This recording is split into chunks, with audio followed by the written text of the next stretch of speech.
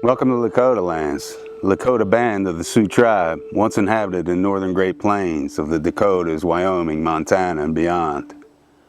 I came here to see what's left of this frontier, what's not been plowed under, grazed down by cattle, or turned into hayfields. I'm going to start this road trip here in the Black Hills of South Dakota, and where I end up, God only knows. The Lakota were the most powerful of all the Plains tribes. Their success was due mainly to the mobility that the horse afforded and the large herds of bison that once roamed the Great Plains. The Black Hills were the very center of their world, but it is in the transition zone where the forest meets the seemingly endless grasslands that wildlife abounds,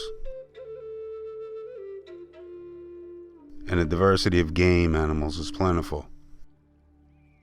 Even in the Badlands, where the summer temperatures can reach triple digits, the cycle of life continues to prosper on the fringe of what is bearable, foraging on the mesas above the barren bottomlands. With the discovery of gold in the Black Hills, the Lakota were pushed further west to the edge of the known world.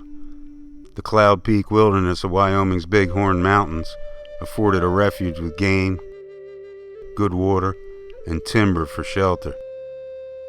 Westward expansion soon infringed on their sovereignty, and a series of conflicts known as Red Cloud's War soon took place.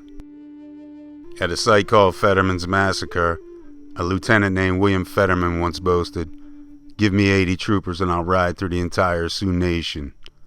Ironically, 81 men were lured into these ravines and massacred by a large force of Lakota and Cheyenne.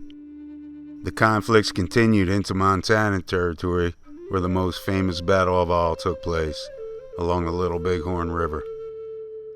Signposts interpret how the battle unfolded, and headstones mark the very spot where both troopers and braves fell that day, and on Last Stand Hill, the most famous of them all. The final chapter of this struggle was written at a place known as Wounded Knee, where a large number of Lakota men, women, and children were massacred in the grass and the snow and unceremoniously buried in a mass grave. The land itself is all that remains of this tragic chapter of American history, protected and preserved for future generations to admire and respect, where the rhythm of life of the natural world returns to take its rightful place, where the timber meets the grass. That's the place to be. Yeah, it's about time to make tracks here. 10 days on the road, covered a lot of country, learned a lot of American history in the bargain. Not bad at all.